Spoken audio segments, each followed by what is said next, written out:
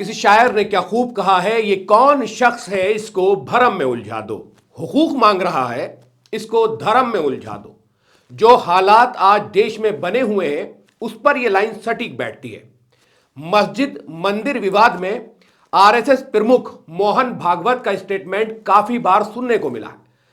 जब उन्होंने बाबरी मस्जिद के बाद कहा था कि हर मस्जिद के नीचे शिवलिंग ढूंढना ठीक नहीं है, ऐसा ही एक बयान मोहन भागवत का फिर काफी सुर्खियों में है। मंदिर मस्जिद को लेकर पूरे देश में 11 मस्जिदों पर कुल 18 मुकदमे हैं और यह सिलसिला सुप्रीम कोर्ट के फैसले के बाद शायद थोड़ा थम गया है। उत्तर प्रदेश में हाल ही के दिनों में मंदिर मस्जिद विवाद के मामले में इजाफा देखने को मिला है, चाहे वो संभल की मस्जिद का विवाद हो या फिर बदायूं और जौनपुर की मस्जिद का। घटनाओं की वजह से सूबे में सांप्रदायिक तनाव भी बढ़ा है और नौजवानों की जानें भी गई हैं। लगातार हो रही मस्जिद के सर्वे की मांग को लेकर यूपी सरकार विपक्ष के निशाने पर है। विपक्ष के नेताओं ने इसको लेकर तंज कसते हुए बहुत कुछ कहा है। उसमें यह खास है कि इन मस्जिदों की खुदाई को लेकर इस समय की भारत खोदो योजना तक बता दिया गया है। राष्ट्रीय स्वयंसेवक संघ आरएसएस प्रमुख मोहन भागवत ने बड़ा और सख्त बयान दिया है। बता दें कि भागवत ने मंदिर मस्जिद विवाद के फिर से उठने पर गहरी चिंता जताई है। उन्होंने कहा कि अयोध्या में राम मंदिर बनने के बाद कुछ लोग ऐसे मुद्दों को उछालकर खुद को हिंदुओं के नेता साबित करना चाहते हैं। हालांकि भागवत ने यह बयान किसी का नाम लिए बगैर दिया है और यह कह पाना मुश्किल है कि उन्होंने ये बात किसके लिए कही है। कल जुमरात के दिन सहजीवन व्याख्यान माला में भारत विश्व गुरु विषय पर व्याख्यान देते हुए आरएसएस प्रमुख ने समावेशी समाज की वकालत की और कहा कि दुनिया को यह दिखाने की जरूरत है कि देश सद्भावना के साथ एक साथ रह सकता है। उन्होंने यह भी कहा कि केवल हम ही ऐसा कर सकते हैं क्योंकि हम हिंदू हैं। मोहन भागवत ने आगे कहा कि हमारे यहां हमारी ही बातें सही, बाकी सब गलत, ये चलेगा नहीं। अलग अलग मुद्दे रहे तब भी हम सब मिलजुल कर रहेंगे। हमारी वजह से दूसरों को तकलीफ ना हो इस बात का ख्याल रखेंगे। जितनी श्रद्धा मेरी खुद की बातों में है उतनी श्रद्धा मेरी दूसरों की बातों में भी रहनी चाहिए। हमें यह व्यवहार पालन करना होगा और मतों की विभिन्नता नहीं चलेगी। लोभ लालच आक्रमण करके दूसरों की देवी देवताओं की विडंबना करना यह नहीं चलेगा। उत्तर प्रदेश, मध्य प्रदेश, राजस्थान, कर्नाटक कई जगह पर इस तरह के विवाद देखने को मिले हैं। ज्ञानवापी मस्जिद वाराणसी का जो ज्ञानवापी मस्जिद मामला है सबसे चर्चित है। हिंदू पक्ष का दावा है कि मस्जिद काशी विश्वनाथ मंदिर के ऊपर बनाई गई थी। मस्जिद के वजूखाने में शिवलिंग मिलने का दावा इस विवाद को और गहरा कर चुका है।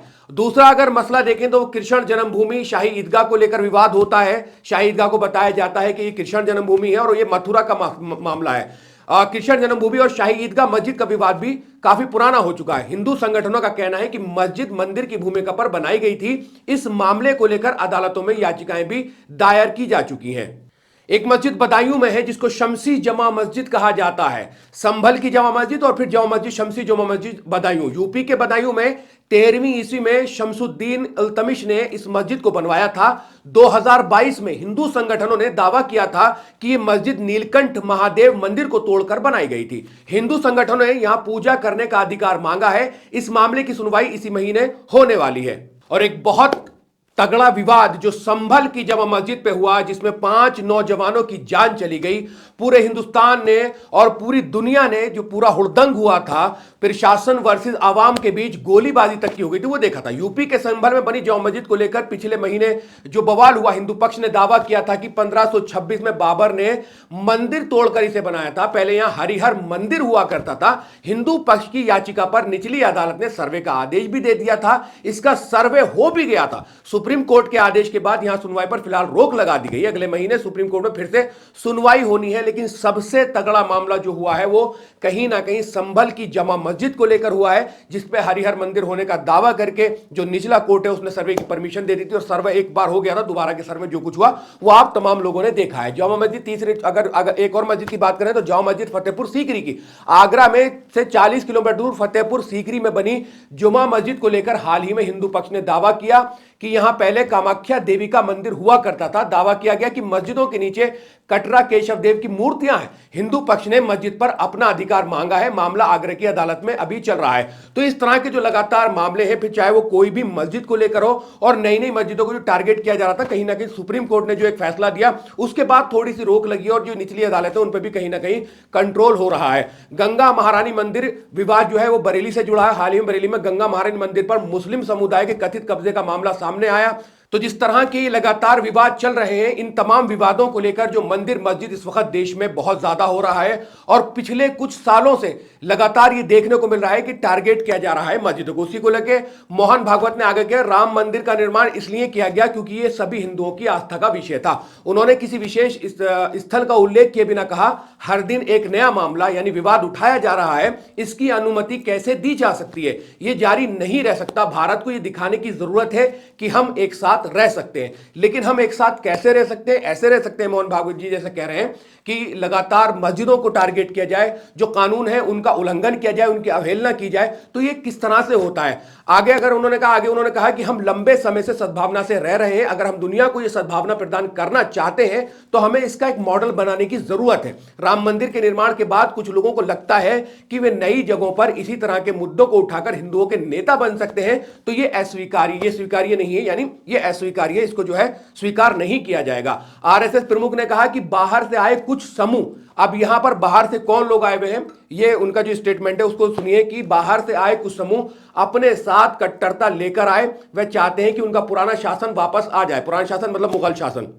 उन्होंने कहा लेकिन अब देश संविधान के अनुसार चलता है। इस व्यवस्था में लोग अपने प्रतिनिधि चुनते हैं जो सरकार चलाते हैं। आधिपत्य के दिन चले गए। उन्होंने कहा कि मुगल बादशाह औरंगजेब का शासन भी इसी तरह की कट्टरता से पहचाना जाता था। हालांकि उसके वंशज बहादुर शाह जफर ने 1857 में गोहत्या पर प्रतिबंध लगा दिया था। मतलब एक तरफ जो है औरंगजेब को भी खींच लिया और दूसरी तरफ जो है उनका बता दिया कि गोहत्या पर भी प्रतिबंध लगा दिया था। उन्होंने कहा यह तय हुआ था कि अयोध्या में राम मंदिर हिंदुओं को दिया जाना चाहिए, लेकिन अंग्रेजों को इसकी भनक लग गई। मतलब 1947 से पहले देश आजाद हुआ था, वहां की बात यहां निकालने की कोशिश की गई है और उन्होंने दोनों समुदाय के बीच दरार पैदा कर दी। तब से अलगाववाद की भावना अस्तित्व में आई, परिणाम स्वरूप पाकिस्तान अस्तित्व में आ गया। मतलब एक बाबरी मस्जिद है उसको लेकर जो मसला हुआ वो क्योंकि आज़ादी से पहले का है और प्लेसेस ऑफ वर्शिप एक्ट जो है इसलिए उस पर लागू नहीं होता है। इसमें काफ़ी बात होती है बाबरी मस्जिद को लेकर। तो बता रहे हैं कि पाकिस्तान का जो अस्तित्व में आना था, जो पाकिस्तान बनाया, उसकी भी वजह भी यही थी। मोहन भागवत ने कहा अगर सभी को खुद भारतीय मानते हो तो वर्चस्व की भाषा का इस्तेमाल क्यों किया जा रहा है? आरएसएस प्रमुख ने कहा कौन अल्पसंख्यक है और कौन बहुसंख्यक, ये सभी समान है। इस देश की परंपरा है कि सभी अपनी अपनी पूजा पद्धति का पालन कर सकते हैं। आवश्यकता केवल सद्भावना से रहने और नियमों और कानूनों का पालन करने की है। तो मोहन भागवत ने जो ये बयान दिया है, इसको लेकर तमाम मेन स्ट्रीम मीडिया और सोशल मीडिया तक जो एक बयान दिया सुनाया जा रहा है और दिखाया जा रहा है, उसको लेकर काफी बात हो रही है।